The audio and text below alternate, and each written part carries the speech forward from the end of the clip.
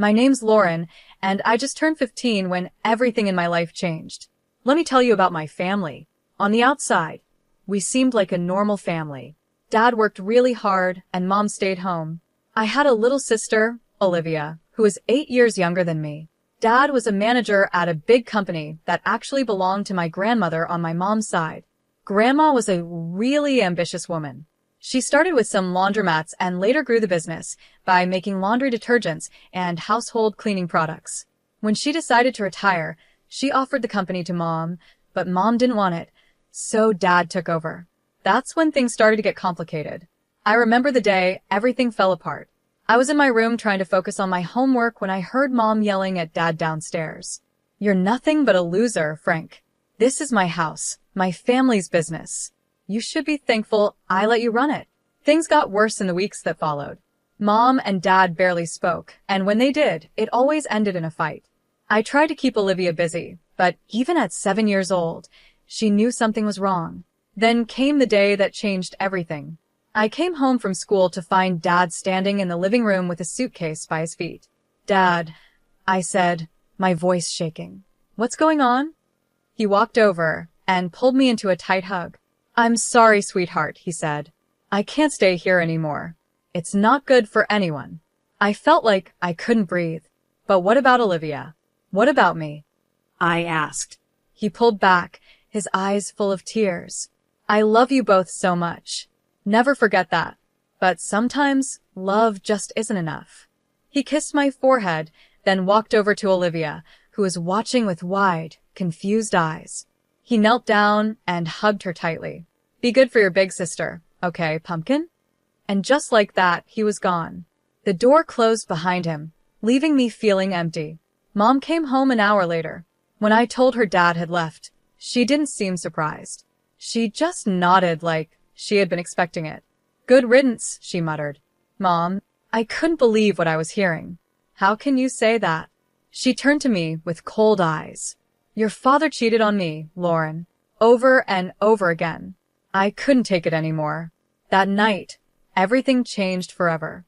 I lay in bed and could hear Mom talking on the phone in her room. She was laughing, sounding happier than she had in months. I wondered who she was talking to, but I was too tired to care. Just when I thought things couldn't get any more complicated after Dad left, Mom hit us with another surprise. One morning, while we were having breakfast, she announced, "I have some news. I'm getting married." I almost choked on my cereal. "What?" "Mom, Dad's only been gone for 3 months." She waved her hand like it was no big deal. "Sometimes true love happens unexpectedly, Lauren. You'll understand when you're older." 2 weeks later, Paul moved in. He was okay, I guess. He was tall and good-looking in a way that made people say, "Oh, he seems nice." But from the start, something about him didn't sit right with me. He made an effort with Olivia, playing games with her and helping with her homework, but with me, it felt like I didn't exist. Meanwhile, things were changing at the company, too. After Dad left, Mom took over, and she brought Paul in to work with her. They seemed to work well together, always talking about business plans.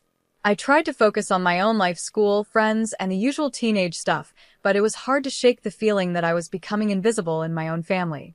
Things got worse when Mom and Paul announced they were opening a new branch of the company in another city.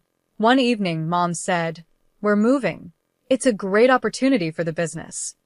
Then she added, "Paul and I have been talking, and we think it's best if you stay here." I couldn't believe what I was hearing. "Stay here? Without you?" I asked, shocked. Mom quickly explained, "The new house won't have much space, and you're almost finished with school. It wouldn't make sense to transfer right before your exams." It felt like a punch to the stomach.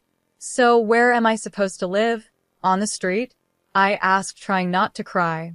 "Don't be dramatic, Lauren," Mom scolded. "You'll stay with your grandmother. She's already agreed to it." I stormed off to my room and slammed the door.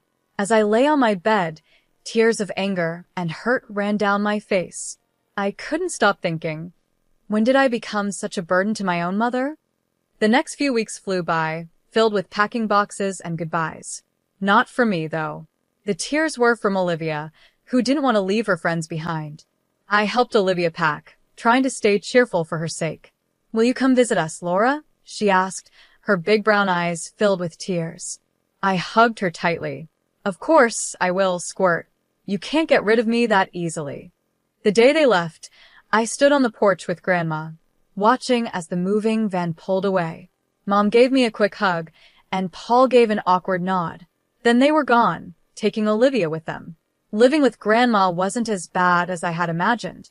She was pretty cool in her own way, giving me space when I needed it but always there with a cup of tea and a kind ear when I wanted to talk. Still, it didn't feel like home. My 20th birthday came faster than I expected. That morning, I woke up feeling strange. I should have been excited, but all I felt was empty. Mom called, of course. Happy birthday, sweetie, she said, sounding overly cheerful. I'm sorry we can't be there. Work is just crazy right now. We'll celebrate next month when we visit, okay? I knew we wouldn't. They hadn't visited once since they moved. Sure, Mom. Sounds great. Grandma must have sensed how I was feeling, because she really went all out. She let me invite a few friends over, ordered my favorite food, and even baked a cake herself. For a few hours, I almost forgot about everything. The next morning, Grandma called me into her office. She had a serious look on her face that made my stomach drop. Sit down, Lauren, she said, pointing to the chair across from her desk. We need to talk. My mind raced. Oh no. Is she kicking me out? Where would I go? But then she smiled, reached into her desk drawer, and pulled out a small folder. Happy birthday, sweetheart. Open it. I did, and my heart nearly stopped when I saw what was inside. Grandma, is this? She nodded, her eyes sparkling. The company is yours now, Lauren. I see potential in you. You've got a good head on your shoulders, and I know you'll do right by the business. But Mom and Paul, they're running it now, I said, still in disbelief. Grandma's face tightened a little. They're running a branch. The main company, the heart of it all, that's yours now. I sat there, stunned. Me, barely 20, the owner of a multi-million-dollar company. It felt like a dream or maybe a nightmare. I don't know what to say. I finally managed. Grandma reached across the desk and squeezed my hand. You don't have to say anything.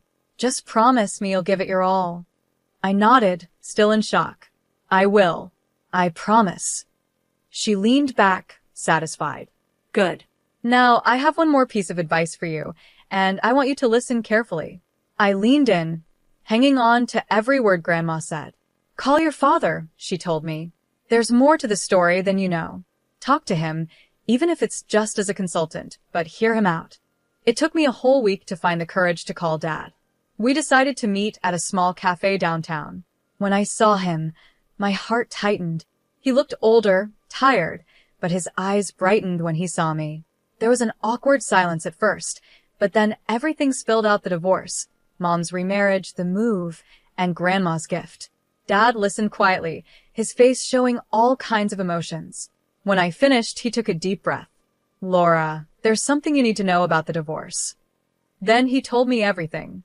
How Mom never respected him, always putting him down and calling him a loser, making him feel worthless.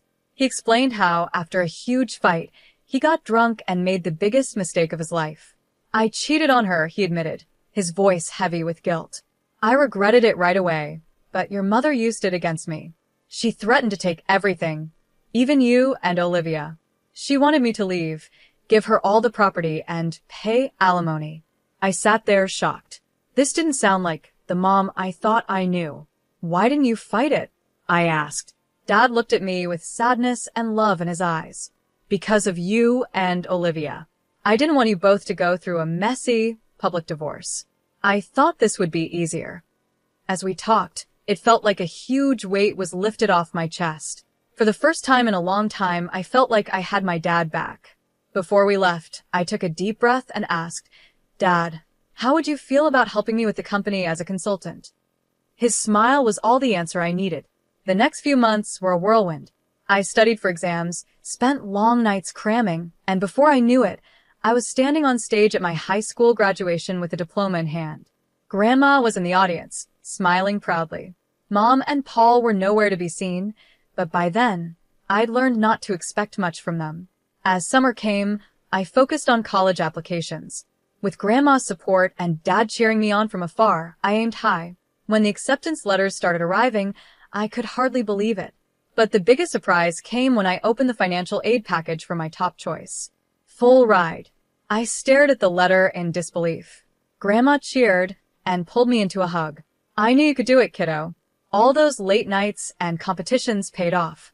I decided to major in business management. It seemed like the smart choice, especially now that I had the company to think about. I now had a company to run, and the idea still felt unreal, but I was determined to make Grandma proud. To celebrate my college acceptance, Grandma decided to throw a small party. Just the two of us. We got some fancy takeout, and a bottle of sparkling cider. Grandma wasn't about to let me drink champagne, even though I was an adult now. We were halfway through dinner when the doorbell rang. Grandma frowned, clearly not expecting anyone. "I'll get it," I said, putting down my fork. When I opened the door, my stomach sank. There stood my mother and Paul, looking annoyed and impatient. Before I could say anything, they pushed past me into the house. Mom didn't waste time on greetings. "Mother, we need to talk about the company. Now." I stood there, stunned, as Mom launched into a rant. She didn't even look at me, didn't ask about my graduation or college. It was like I wasn't even there. "Why can't we access the main accounts?" she demanded. "And why are you blocking the transfer of funds to our branch?" Grandma's expression hardened. "Because it's not your decision anymore, Kelly. The company belongs to Lauren now. She's the one who will decide its future and manage its finances." The room went silent. I could feel the tension hanging in the air.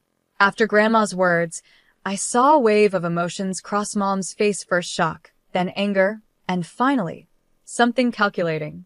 Suddenly, her whole attitude shifted. "Lauren, sweetheart," she said, her voice dripping with fake kindness. "I've missed you so much. Why don't you come live with us?" I blinked, caught off guard by this sudden change. Mom stepped closer, reaching out like she wanted to touch my arm. Instinctively, I stepped back. "We've settled so nicely in the new city. We have a beautiful house, and there's a room just for you. We could set up a desk and get you a new computer for your studies and work." "No, Mom," I said firmly. "I'm happy here. I have my friends, my school, and Grandma needs me." Mom's smile wavered for a moment, but she quickly recovered. "Well, if that's the issue, we could always move back here. We could live in our old house, just like before. Wouldn't that be nice?" I shook my head. "It's not about the house, Mom. It's about everything." I could see the anger building in her eyes, barely contained. Before she could say anything, I decided to ask the question that had been burning inside me for months. "Mom, why did you really divorce Dad?" She froze, taken aback. "Well, your father, he cheated on me. Multiple times. I got tired of it. He left us for his mistress and didn't even pay alimony." "That's not true," I said quietly. I said, "Dad told me everything. It only happened once, and it was because of how you treated him. He didn't abandon us, you kicked him out. And he's been paying alimony regularly." Mom's face twisted with anger. "How dare you? You ungrateful little brat. You have no right to interfere in my personal life. Everything here is mine, and I decide who lives where." Grandma, who had been quietly watching, finally stepped forward. Her voice was calm but firm, stronger than I had ever heard before. "That's enough, Kelly," she said. "You seem to have forgotten a few things. This house, the company, they belong to me, not you. I gave the company to Lauren because I trust her judgment more than yours right now. I think it's time for you to leave." I watched with mixed emotions as Grandma firmly escorted Mom and Paul out of the house. The door clicked shut behind them, and I felt a strange mix of sadness and relief. I had lost something today, the last bit of hope I had about my mother. But I gained something, to a clear sense of my future and the comfort of knowing I wasn't alone. "What now?" I asked, my voice muffled against Grandma's shoulder. She pulled back and gave me a small smile. "Now, we get back to celebrating your college acceptance. And tomorrow, we start planning for your real future, not the one your mother tried to force on you." The next morning, after the confrontation with Mom and Paul, I woke up to the sound of voices downstairs. Curious, I crept down the stairs and peeked into the living room. To my surprise, Dad was sitting on the couch, deep in conversation with Grandma. I sat down next to them, and Grandma explained why she had called Dad over. "I've been thinking about Olivia," she said. "Your mother, well, I'm not sure she's in the best position to care for her right now. I've suggested your father seek custody of Olivia." I felt a surge of hope. "Really? Dad, are you going to do it?" He ran his hand through his hair, looking both nervous and determined. "Yeah, I am. It won't be easy, but Olivia deserves better than what she's getting now." I couldn't help it. I threw my arms around him. "Thank you, Dad." As we pulled apart, Grandma cleared her throat. "There's more," she said. "I've hired a private investigator to look into your mother and Paul's affairs." Over the next few weeks, life settled into a strange, new rhythm. I started my college classes, diving into my studies with a focus I had never felt before. Dad started coming over regularly, and we worked on fixing our relationship. It felt good to have him back in my life. Then, about 2 weeks after that conversation, Grandma called us both over. Her face was serious as we sat down. "The investigator's report came in," she said, getting straight to the point. "And it's worse than we thought." She laid out the facts, each one hitting me like a punch. Mom had been cheating on Dad for years, long before the divorce. Her affair with Paul had started while she was still married to Dad.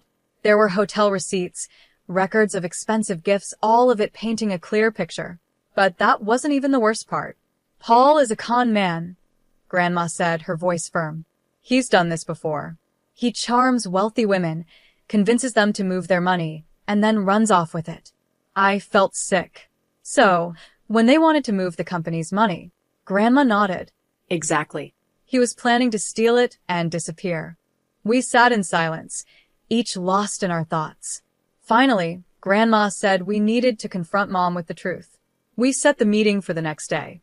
Mom arrived at Grandma's house, looking annoyed and impatient. Her expression changed when she saw Dad was there too. What followed was one of the hardest conversations I've ever been part of. Grandma laid out all the evidence, the affair, Paul's history of fraud, and his plan to steal from the company. With each piece of information, I watched Mom's face, hoping to see some guilt or understanding. But all I saw was denial. "This is ridiculous," Mom said, sounding defensive. "Paul loves me. He would never do that. You're all just jealous of our happiness." Dad tried to reason with her. "Kelly, please look at the facts. Think about Olivia. Is this the kind of man you want around our daughter?" But Mom wouldn't listen. She stood up, her face red with anger. "I don't have to listen to this. Paul is a good man, and I trust him completely. You're all just trying to ruin my life." With that, she stormed out, slamming the door behind her. As we sat there, I realized something: this wasn't the end. It was just the beginning of a long, hard battle. But looking at Dad and Grandma, I knew I wasn't facing it alone. The next few months were a whirlwind of legal battles and emotional ups and downs.